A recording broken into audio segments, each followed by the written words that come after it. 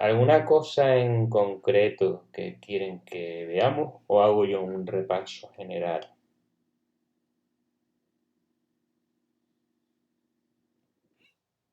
Pedro, Ismael no está. Víctor, vale, Víctor también, Víctor, un repaso general. Bien, pues vamos a ello. Si tienen alguna duda, alguna cosa en concreto, pues lo dicen, ¿ok?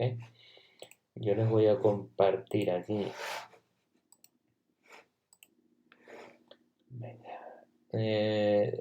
Básicamente lo que teníamos era lo que tenemos son, bueno, pues varias cosas. Primero, el nivel de enlace, ¿vale? Esa sería la unidad, más o menos sería la unidad 5 y luego también la parte de cableado estructurado y esto sería la unidad 4 básicamente. Entonces, vamos a echarle un vistacito rápido a esta presentación. Duda que tengan, me paran y me dicen, de momento se me oye, ¿verdad? Supongo que sí. Venga, pues vamos allá. Entonces, si se acuerdan, lo que tenemos que tener claro es que el nivel de enlace, si ahí tenemos lo que era el nivel OSI, realmente el dispositivo con el que tenemos que tener claro cómo funciona es el switch, ¿no? Porque es el dispositivo principal del nivel de enlace. Entonces, eh, ahí hay un pequeño, es decir, en la capa física, pues se habla de los cables que hay, eh, bueno, de los conectores, de todo aquello, de las prácticas de cableado, que si Rosetta, que si los RJ45, etcétera. Luego estamos hablando del nivel de enlace. Ahí se habla de direccionamiento. Cuando se habla de direccionamiento, se habla de direccionamiento físico o direcciones MAC. ¿Ok? Esto para acá. Vale. O de direcciones MAC. Ya si no, también se habla del protocolo Ethernet, se habla de redes inalámbricas, que es lo que hemos estado viendo últimamente, es decir, de protocolos de control de acceso al medio, etc. Si subimos un nivel más, ya llegaríamos al nivel de red, donde hablamos de direccionamiento IP, de distintos protocolos, como por ejemplo el RIP, que lo vimos para la parte de encaminamiento, etc. Y el dispositivo principal sería el router. Bien, las funciones principales del nivel de enlace. Pues enviar y recibir mensajes a través del canal y esos mensajes se llaman tramas. Es decir, si a nivel de red hablamos que se mueven paquetes, a nivel de enlace se mueven tramas. En este nivel se crean las tramas, se controla el flujo de datos. El flujo de datos era la velocidad a la que un emisor y receptor se comunicaban. Se gestionaba el acceso al medio si es compartido, por ejemplo, en una red Wi-Fi, en una red inalámbrica, pues quién va a emitir, qué equipo se puede conectar a la red, o qué equipo puede mandar sus datos a la red y quién no. Se detectan errores y se hace un direccionamiento MAC, que era básicamente las direcciones físicas. Realmente el nivel de enlace está dividido en dos capas, en dos subcapas. Una es la subcapa LLC o control de enlace lógico y la MAC.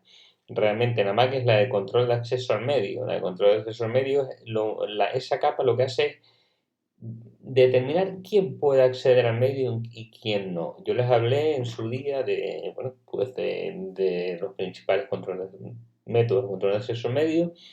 Les dije que miraran cuál era les pedí una vez que miraran cuál era el método de control de acceso al medio que se utilizaban en redes inalámbricas. Y bueno, ahora lo veremos, echamos un vistazo rápido. Esto no es muy vital que se lo sepan, pero bueno, las funciones principales del nivel de enlace sí deberían conocerlas. En una trama, ¿qué es lo que hay en una trama? Vamos a echarle un vistazo aquí, perdón. Voy un poco hacia abajo. Vale, esa es una trama. Por ejemplo, esa es la trama de Ethernet. Tienen una parte que es el preámbulo, que eso servía para obtener sincronización.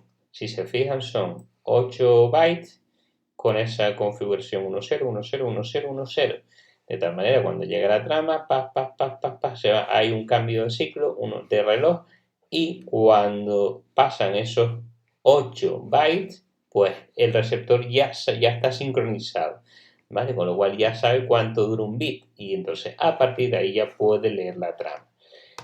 Cosas que hay en esa trama: la dirección MAC de destino, la dirección MAC fuente. Imaginemos que estamos transmitiendo un dato en el aula nuestra de clase entre un equipo y otro. ¿Cuál es la MAC fuente? La del equipo emisor. ¿Cuál es la MAC destino? La del equipo de destino, ¿vale?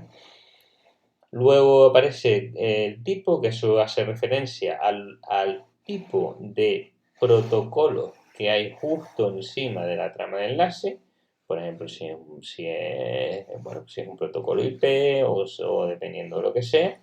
Luego vienen los datos y el FSC era el control de errores, si se acuerdan. Nosotros lo de control de errores no lo vimos, pero echamos un vistazo muy rápido, pero esto no lo vimos. Entonces, una trama normalmente tiene esta forma: un preámbulo para conseguir sincronización, la MAC de destino, la MAC fuente y los datos, básicamente. Me vuelvo otra vez para arriba. Vale, estaba por ahí. Entonces, dentro de la MAC es importante saber lo que es la MAC de origen y saber lo que es la MAC de destino. Y también el tamaño de las tramas. Esto que está aquí, lo de la negociación del modo de velocidad, todo esto, realmente esto es automático. Es lo que se llama el control de flujo, pero sí quiero que echen un vistazo a esta parte de aquí, a esta imagen donde se habla de la tecnología. Es decir, ustedes tienen que saber lo que significa 1000 base T o 10 base T o 1000 base FX o SX. Es decir, esas cositas tienen que saberlas. 1000, la velocidad. Base, comunicación en banda base o banda ancha. Broad sería, es decir, la otra opción que puede aparecer aquí es Broad, pero lo normal es que aparezca base. Y la T o TX siempre suele ser cable de par trenzado. Si aparece FX, SX, entonces eso ya es cable de fibra óptica, ¿vale? Entonces tengan un poco eso en cuenta. Bien, el control de flujo, pues debe garantizar que un emisor rápido no sature a un receptor lento. Es decir, yo lo que hago es, oye, te envío datos, le llega aquí y se vayan, lo recibí, ¿vale? Lo recibí. Si este se ve muy agobiado, ¿qué es lo que hace? Le manda un pause. Dice, oye, párate un momento, ¿vale? Párate un momento para que este pueda procesar los datos. Y luego se sigue haciendo la comunicación. Si este equipo de aquí va a 100 megabits por segundo y este equipo de aquí va a 1000 megabits por segundo, es decir, 1 gigabit por segundo, la velocidad de transmisión tiene que ser 100 megabits por segundo. No tiene más ciencia. Todo esto se está grabando, ¿vale? Lo pondré después en el aula virtual. La parte de control de errores la vamos a obviar, pero bueno, se tienen que saber que las tramas se pueden escanear el contenido de la trama para saber si ha habido algún error o no. ¿Sí? ¿Qué es esta parte de aquí? De nivel de enlace. Bien. El protocolo de control de acceso al medio. Vamos a llevar un pequeño vistazo. En realidad, yo en clase mencioné estos dos. El CSMA/CD, el que se usa en Ethernet, nuestro aula utiliza Ethernet, y el CSMA/SEA, el que utiliza en las redes inalámbricas. Bueno, pues esto es relativamente complicado y relativamente sencillo. Sencillo para lo que yo creo o les voy a pedir que conozcan. ¿Qué es esto de CSMA/CD? La traducción de esto es Carrier Sense Multiple Access Collision Detect, es decir, detección, ¿vale? Acceso múltiple por detección de portadora y detección de colisión. Y esto sería lo mismo, pero es evitación, avoidance, ¿vale? Pero bueno, básicamente, Sí, ¿qué es CSMA barra CD?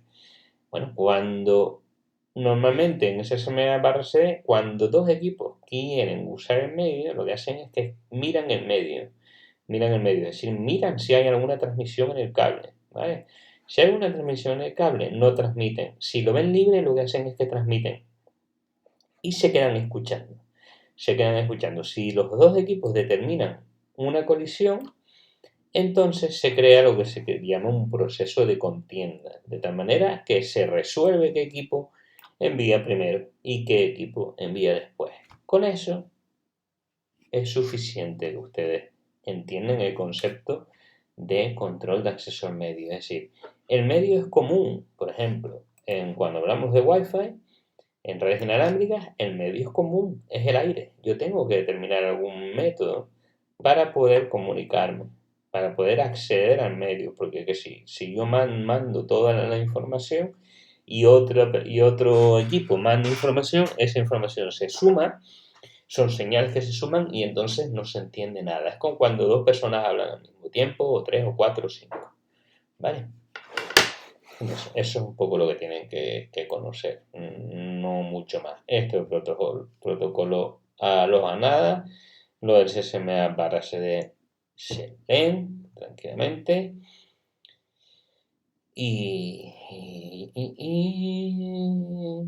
vale, y ya está. El direccionamiento, esto no debería ser ningún problema, porque esto está más que trabajado ya, lo hemos visto. Ustedes han hecho prácticas para determinar cuál es la dirección física de un equipo, etcétera, etcétera. Una dirección MAC tiene 48 bits y eso se puede ver. Ustedes ponen ipconfig /all o ifconfig en una máquina Linux y les sale. Los primeros 24 bits identifican al fabricante y bueno, el resto a la tarjeta de red. Eso se vio en su momento y se trabajó, ¿vale? Esto lo acabamos de ver, el formato de las tarjetas. Bien, ARP. Vamos a ver el protocolo ARP. Esto sí interesa. Vale. Déjenme ver. Bien. ¿Qué pasa? ¿Para qué servía el protocolo ARP? Dice, el protocolo ARP es el Address Resolution Protocol. Se usa para saber la dirección MAC que tiene un equipo del que conocemos su IP, ¿vale? Pero no sabemos la MAC, obviamente. Entonces, ¿cómo funciona este rollo? Vamos a ver si esto me lo permite. Este GIF. Vale, lo están viendo, si no me equivoco, ¿no? Fíjense lo que pasa. Vamos a ver.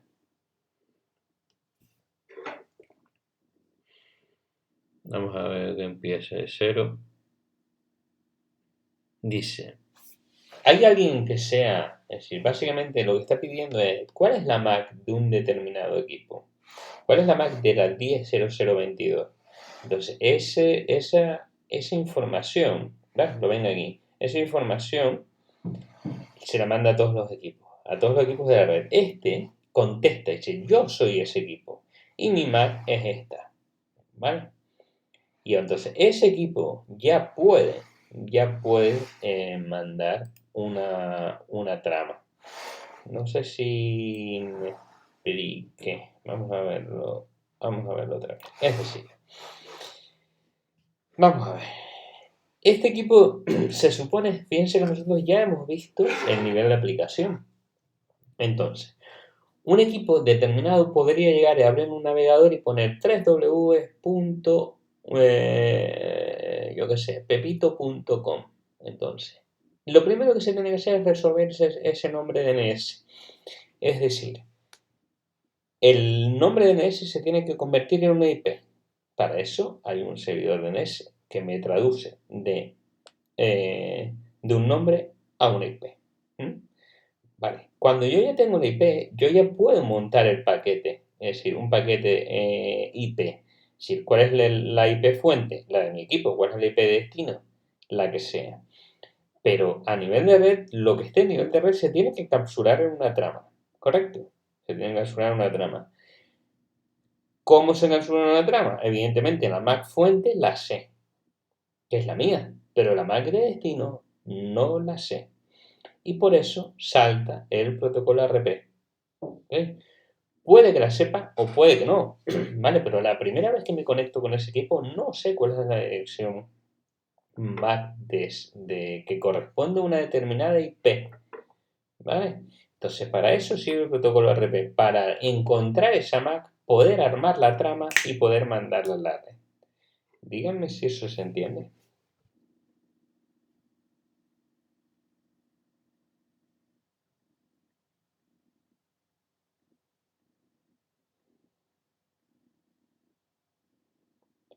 Vale, pues asumo que se entiende.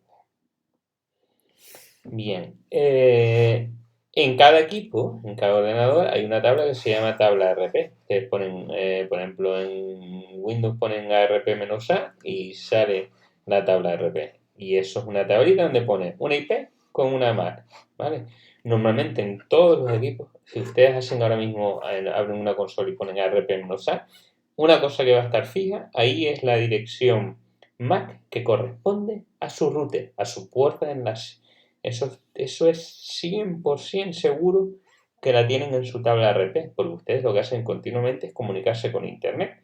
Con lo cual, cualquier cosa que haya que mandar, normalmente la mandan a Internet. Es decir, ¿cuál es la MAC de destino de la trama? La MAC. La MAC de la puerta de enlace. La MAC del router. ¿Vale? Bien, pues esto de ARP es importante saber lo que es ARP, porque esto que hay una pregunta fijo. ¿Ok? Bien, lo que les explicaba antes del 1000 base T, por ejemplo, esto de aquí, 10G base CR. Estamos hablando de comunicación a 10 gigabits por segundo sobre fibra óptica. Y bueno, ahí tienen varios ejemplitos y varias cosas. Vale, esto de las redes inalámbricas ya lo hemos visto en otra presentación de redes inalámbricas, está más actualizado que esto. Y se acabó lo que se daba, no se acabó lo que se daba. Nos quedan lo de los niveles de colisión y difusión. Bien.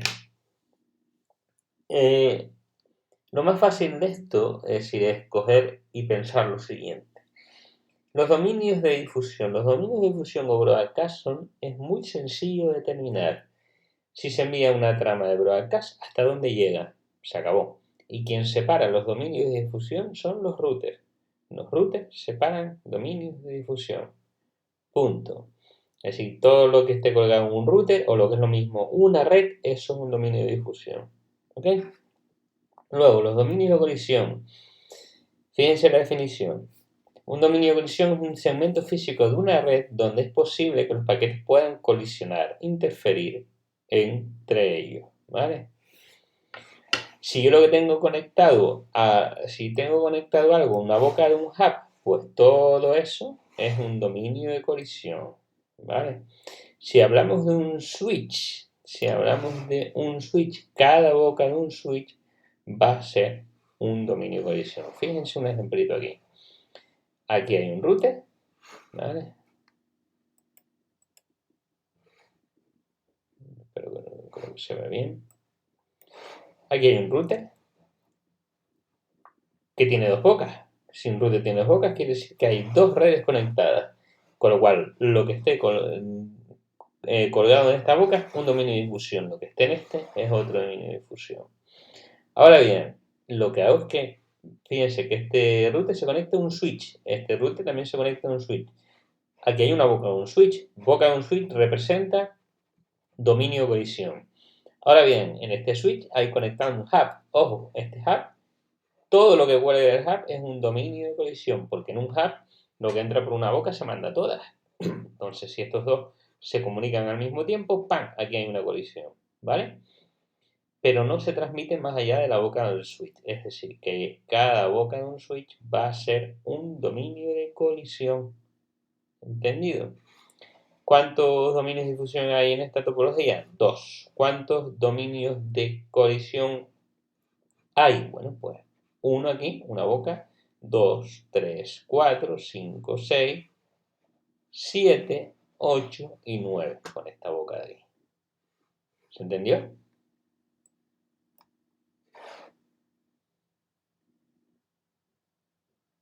¿Se entendió? Cada una.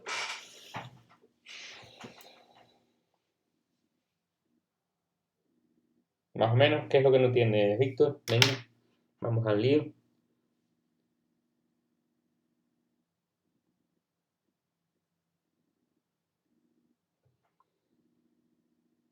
Explícate un poco.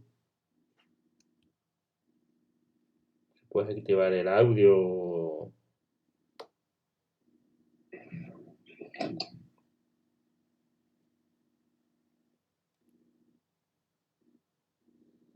Esto es importante que las dudas que tengas las digas.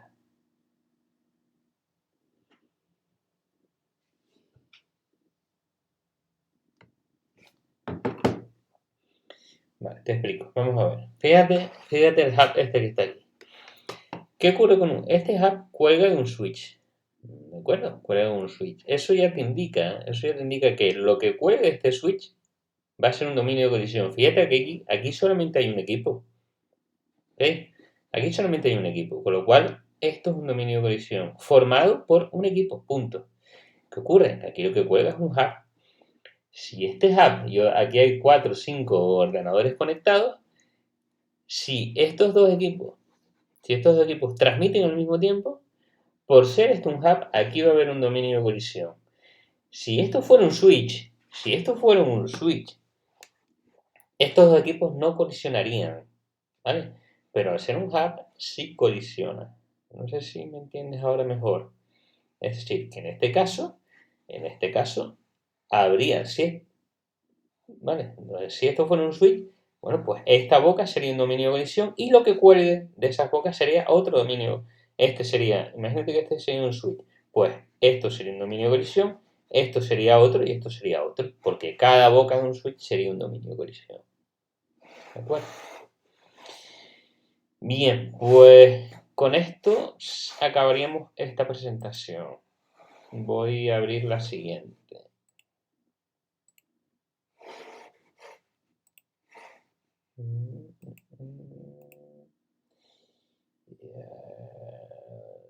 Perdón, un segundo. Me parece que es esta. No, esta es la de cableado estructurado, perdón.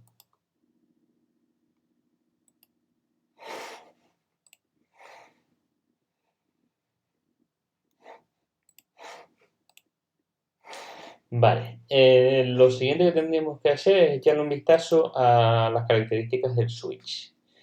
Entonces, ya habíamos visto bueno, que a nivel de enlace el dispositivo principal es el switch. Antes había una cosa que se llamaban hub.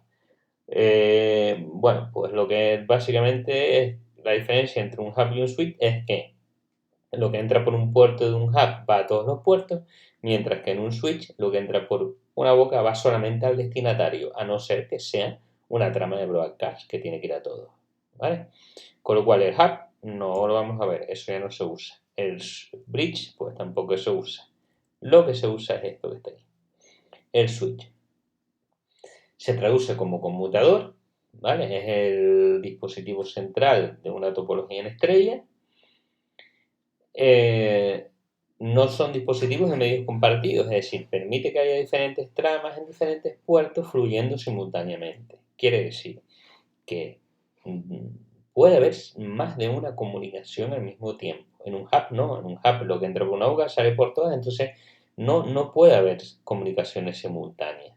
Entonces, lo que puede haber en un switch, se pueden estar comunicando el puerto 3 con el puerto 15 y el 16 con el 18 y el 4 con el 8, es decir, al mismo tiempo. Hay comunicaciones simultáneas, yo entiendo, yo supongo que esto se entenderá, ¿vale?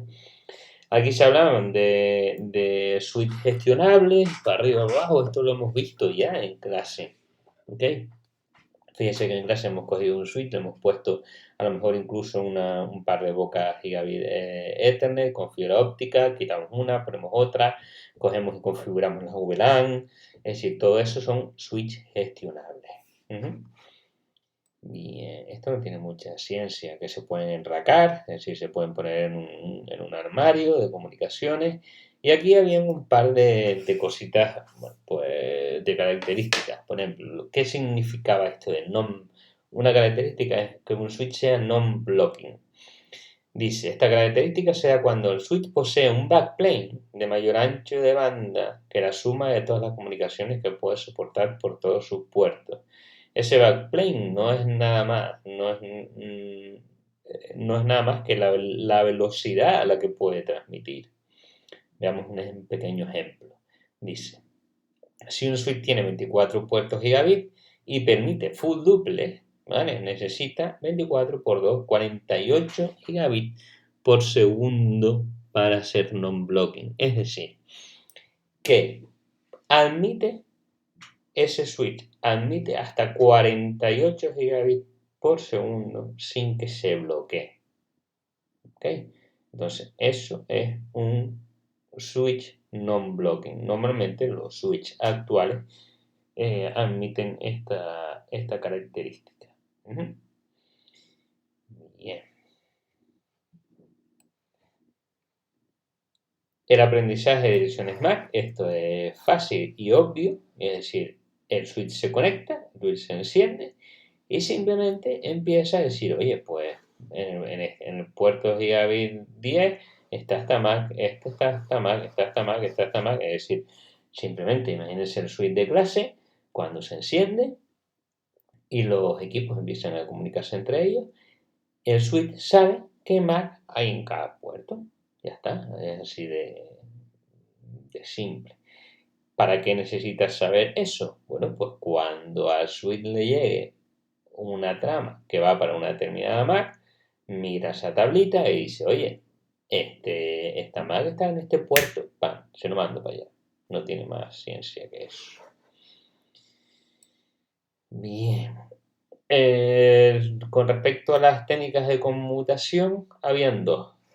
El reenvío directo, que lo que hace es que, imagínense que la trama va llegando al switch, ¿vale? Y desde que yo sepa, desde que el switch sepa cuál es la MAC de destino, ¡pum! Es decir, no lee los datos, sino directamente conmuta. Y luego está el almacenamiento de reenvío, que lo que hace es que se almacena toda la trama en un buffer y luego se reenvía. ¿Qué ocurre? Que normalmente el almacenamiento y reenvío, aunque sea más lento, pero sí se mira, sí se controla que esa trama tenga o no errores. Esa sería la idea. Bien. Bueno, pues la velocidad de los puertos, simplemente esto ya lo hemos hecho, es decir, quito y pongo puertos a mi antojo en los suites de alta gama. Es decir, cambio un puerto Ethernet por puertos gigabit de Ethernet de fibra óptica, etcétera, etcétera. Lo de las prioridades de tráfico, pues hay puertos en el que, imagínense que yo tengo un servidor conectado a un puerto, pues le puedo decir que ese puerto tenga más prioridad a la hora de transmitir. Lo del port mirroring, yo creo que se acuerdan de esta historia, del tema del sniffer, que yo lo que hacía es que decía que un determinado puerto de un switch es un puerto port mirroring, o puerto espejo. Lo único que estoy haciendo es que toda la información que va por el switch, toda, vaya también por ese puerto, de manera lógica, es decir, un switch lo que vaya por lo que entra por un puerto va al destinatario, a no ser que sea, como dije antes, una trama de broadcast. Si es una trama de broadcast o de difusión, si entra por un puerto va para todos los puertos. Pero el funcionamiento normal de un switch es que lo que entre por una boca va solamente para el destinatario. Si yo quiero que leer todo el tráfico del switch, lo único que puedo hacer es poner un puerto como port mirroring y ahí conectar un equipo que tenga a su vez un sniffer. Por ejemplo, el Wireshark que utilizamos en clase. ¿Vale? Vale, se puede configurar en un switch, se pueden configurar VLAN, se puede configurar un puerto espejo, se pueden configurar contraseñas de acceso, eso lo hemos hecho. Se puede configurar la velocidad de un determinado puerto, se puede poner una dirección IP para poder configurarlo de manera remota, las VLAN, etc. ¿Vale? ¿Cómo se conectan entre sí? Bueno, pues ya eso lo hemos hecho con el paquete trace, con lo cual no hay demasiado problema. Esto de los racks de comunicaciones, pues no hay que separarse mucho. Y esto, pues no lo vamos a ver. Lo del modelo de jerárquico de Cisco, no entraba, no me entra para nada, ¿vale? ¿Alguna duda, alguna cosa que quieren que comente con más detalle de esta presentación?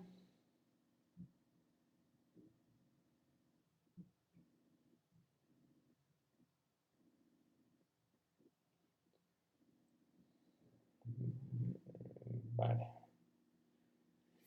Bien, pues vamos a la que nos queda, que sería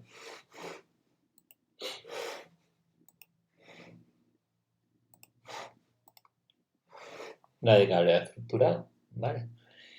Creo que no hay nada más así que ver. Bien. Bueno, pues cableado estructurado, vamos a echar un vistazo a toda esta historia. Aquí tampoco hay mucha ciencia, lo único que yo tengo que hacer es determinar, bueno, pues una estructura de dispositivos y cables, ¿vale? Que me permita mantener o soportar las comunicaciones de una red, ¿no? Hay una serie de características que tienen que estar documentados, que se tienen que proyectar bueno, pues para que tenga una vigencia, una vida de más de 10 años, ¿ok? Es decir, con las últimas tecnologías disponibles, etcétera. Bien. Pues que sea flexible, que sea duradero, que esté estandarizado, es decir, que cumplan normas de estándares, ¿ok? Y poco más. Ahí aparecían los estándares, nosotros, por ejemplo, acuérdense de esto, la IATIA 568, que era la norma con que utilizamos los cables, cómo los etiquetamos o cómo los construíamos, etcétera. Hay muchísimas normas de esto, por ejemplo, hay normas para las tomas de tierra, las normas de por dónde se tienen que pasar los cables, que no puede pasar al lado de un motor, ni al lado de grupos electrógenos, ni si los pasos, si las canaletas van a tener cables de corriente y cables de datos, pues se tienen que separar a unas ciertas distancias. Eso es una barbaridad, ¿vale? Pero bueno, a nosotros de esta parte lo que sí hay que tener claro es esto, los subsistemas de cableado estructurado. En esto no se puede dudar. Entonces, tenemos la entrada de servicio. La entrada, esto de ahí, el 8. Entrada de servicio. ¿De dónde me llega la conexión? De fuera, de la calle. Es decir, ¿cómo me conecto? ¿Qué tengo yo? Una línea, ¿cómo me conecto a internet? ¿Cómo salgo hacia afuera? ¿A quién le pago para que me dé esa conexión? ¿Ok? Entonces, eso tiene que entrar al edificio. Punto. Es el cuarto de entrada del servicio, a la entrada de servicio. Luego puedo tener una sala de equipos o una sala de servidores. ¿De acuerdo? Que es donde conecto los servidores principales de mi oficina, de mi red, de mi empresa, lo que sea. Tengo por otro lado cableado vertical. El cableado vertical es lo que me une los distintos cuartos de telecomunicaciones. Es decir, yo de alguna manera tengo, imagínense, me entra la entrada de servicio. La entrada de servicio, a mí llega mi proveedor de internet y me dice, mira, toma, campeón, este es tu router. Este es tu router. ¿Me dice el router de casa? Pues yo cojo ese router de casa y lo conecto ¿a qué? Lo conecto a un cuarto de telecomunicaciones. Ese cuarto de telecomunicaciones, que es esto que está aquí, el cuarto de telecomunicaciones, que tendrá, pues, ¿no? Pues switch o lo que sea, tendrán los switch, los paneles de parcheo, etcétera, etcétera. De ahí saldrán conexiones ¿a dónde? A otros cuartos de telecomunicaciones, normalmente uno por planta. Fíjense aquí, un cuarto de telecomunicaciones, otro cuarto de telecomunicaciones. Entonces, uno por planta o dependiendo cómo sea el edificio, pues, bueno, pues saldrán cables que vayan a otros cuartos de telecomunicaciones. Si siempre hay normalmente un cuarto de telecomunicaciones principal. Bueno, pues a esos cables que van hacia esos cuartos de telecomunicaciones normalmente se le llama cableado vertical o backbone. Luego tengo el cableado horizontal. ¿El cableado horizontal de dónde a dónde va? Bueno, pues el cableado horizontal normalmente va desde el cuarto de telecomunicaciones hasta, hasta una roseta. Hasta una roseta, que es a donde se conecta el equipo, que es el área de trabajo. ¿De acuerdo? No tiene más ciencia. No tiene más ciencia. ¿Dudas con esto?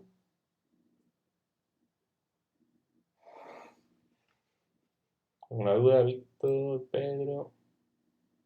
Bien. Bueno, pues ahí tengo la sala de telecomunicaciones, que normalmente hay una por planta, y bueno, pues se pueden encontrar paneles de parcheo, switch, rack, router, lo que sea. Todo el cableado. Ujú. Bien, aquí tienen algunas características que tiene que haber, bueno, pues bueno, están los routers, están los switches, tiene que haber seguridad para el control de acceso, puede haber una sala de equipos donde esté el cuarto de dimensiones principal. Ahí hay un montón de características que al principio estas características no se las tienen que estudiar, ¿vale? Si alguna vez trabajan en esto, pues ya se les formará correctamente, ¿vale? La sala de cuarto de equipos donde estarían los servidores principales de la empresa, todo esto, ¿vale? El cuarto de dimensiones principal, etcétera. Tampoco hay que darle mucha vuelta a esto. La entrada de servicio, aquí tendríamos un ejemplito, es decir, esto me viene de la calle, esta parte de aquí me viene de la calle, y a partir de aquí ya es mi red. Aquí me pondrá, yo contrato con quien sea y ya me pondrán los dispositivos que yo tenga que utilizar. Lo que pone aquí, el punto de marcación es el punto donde termina la responsabilidad del proveedor de servicio y de comunicaciones. Es decir, a mí me llega el tipo y me ponen un router. Un router dice, esta conexión es mía. La conexión, por ejemplo, yo pido una línea de fibra óptica de tantos de 1 gigabit por segundo. Pues ya está, ellos me lo proporcionan. Yo conecto un cablito que va a ese router y luego lo conecto a mi red. Ese es el punto de marcación. Si lo que es de la empresa y lo que es mío. ¿Vale? Bien, el área de trabajo, ¿por qué va a estar formado? Bueno, pues el área de trabajo va a estar formada por el equipo, el cable que va hasta la roseta, básicamente, eso es el área de trabajo. Ahora veremos el tema de las distancias y toda esa pesca. El cableado principal, bueno, pues el cableado principal, que es lo que aparece aquí como backbone, es lo que me va uniendo los distintos cuartos de telecomunicaciones. Bueno, ven, cuarto de telecomunicaciones, el cablito rojo, cuarto de telecomunicaciones, etc. Lo normal que ocurre, bueno, pues fíjense, aquí me entra la conexión a internet, este es el cuarto de telecomunicaciones principal, y de aquí sale un cable a este cuarto, aquí sale otro cable a este cuarto. Y ya está, eso se puede plantear como uno quiera. Es el cableado backbone, una función que tienen, algunas características que tampoco hay que sabérselas, no hay que agobiarse con eso. Lo de los modos de conexión, bueno, se lo leen, pero no, yo no os voy a preguntar nada de esto, ¿vale? Lo único que tienen es, nosotros usamos esta parte de aquí, lo que es la interconexión. Cogemos un switch y tenemos un panel de parcheo, eso ya sabemos lo que es porque lo hemos hecho en clase. Yo cojo una roseta, la conecto al panel de parcheo por detrás, ¿se acuerdan? Y a partir de ahí conecto el panel de parcheo al switch. Punto. Ya está. Eso no debería ser problema. El cableado horizontal, lo que va desde la sala de telecomunicaciones, ¿de acuerdo? El cableado horizontal, perdón, es el cablito, bueno, pues este cablito verde que está aquí. Es decir, desde lo que va del panel de parcheo hasta la roseta. Se acabó. Ese sería el cableado horizontal. Sigo para abajo, perdón, cableado horizontal, cableado, vale. Ok, entonces, acuérdense de esto. Acuérdense de esto. En principio, lo que es, eh, lo que es la distancia máxima, si queremos cubrir el estándar de EIA-TIA 568 de esa norma, la distancia van a ser 100 metros, ¿vale? Entonces tengo, esto sería el área de trabajo, que sería lo que tengo aquí, un latiguillo, que máxima distancia 3 metros. Luego tengo la roseta. De la roseta hasta el panel de parcheo, 90 metros. Y del panel de parcheo o lo que sea, los paneles de parcheo que hagan falta por aquí y el switch, 7 metros. ¿Vale? Con lo cual, distancia máxima, 100 metros. Esta diapositiva es importante. ¿Mm? ¿Vale? Es importante. Esto lo hicimos en clase, lo del panel de parcheo. bueno, pues que sea Mario Rack, algunos lo hicieron, lo de poner el switch y el armarito, estas son las herramientas, no tiene mucha ciencia, ¿verdad? Que si canalectas, que si por el aire, que ahí tienen un resumen de distancia, háganle más caso a esta que está aquí, resumen de distancia, esto, ¿vale? Voy a seguir para abajo y en principio esto no hay que moverse muy loco y a partir de esta página donde pone prácticas para oficinas abiertas, no, esto nada. Eso lo de prácticas de oficinas abiertas no hay que mirarlo, el Mutoa nada, nada, nada.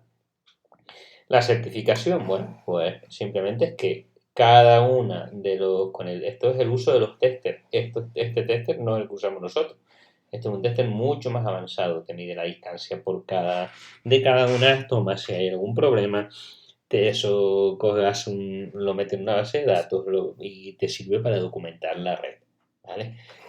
Puedes etiquetar cada una de las tomas, etcétera, etcétera, etcétera. Nosotros no íbamos a utilizar esto, pero bueno, básicamente es esto. Yo pongo en una roseta un equipo y en donde tengo el panel de parcheo otro equipo. Y simplemente me certifica de alguna manera que esa conexión está bien. ¿Vale? Eso no llegamos a hacerlo, lo único que hicimos fue, bueno, pues con un par de cositas con el tester ver si había conexión o no, con lo cual esto en principio no hay que mirarse. Si le quieren echar un vistazo a esta parte de la lección del recorrido del cable, pues se lo leen como información general. No creo que les ponga yo aquí nada, de esto no les voy a poner nada en un examen. ¿Vale? Elección del cable, bueno, pues cuidados del cable, estas cosas son obvias y que la red hay que documentarla con planos o lo que sea, todos los cables etiquetados y un plano y eso. ¿Vale? Dudas, cosas que quieran comentar.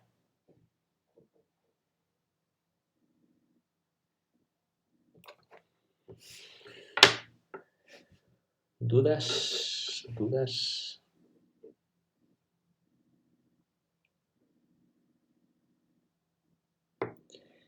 Vale, pues yo creo que en principio, vale, lo que eso ya estaría, es decir, lo que tendríamos que ver,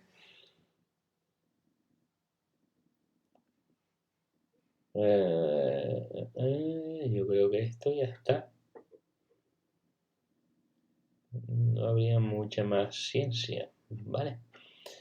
Luego estaría lo de Wireshark, bueno, pues pero que si uno controla lo que hace, lo que es el nivel de enlace, lo que es una dirección MAC, eh, etcétera, pues ya está todo controlado, ¿vale? Díganme dudas.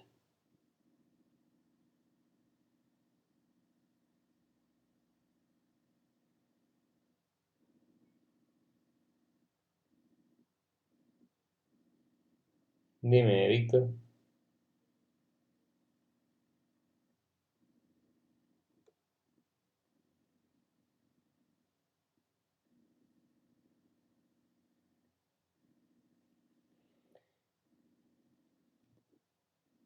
Espera un segundito, voy a contestar aquí. Déjame 10 segundos.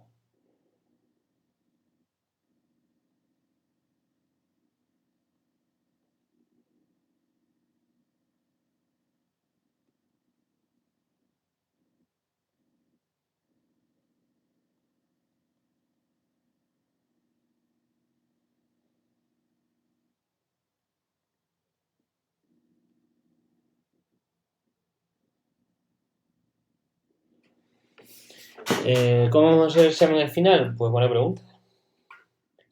No lo sé, pues no lo tengo hecho. Pero bueno, será un examen a través del aula virtual, ya sea con un cuestionario o algo me inventaré, ¿vale?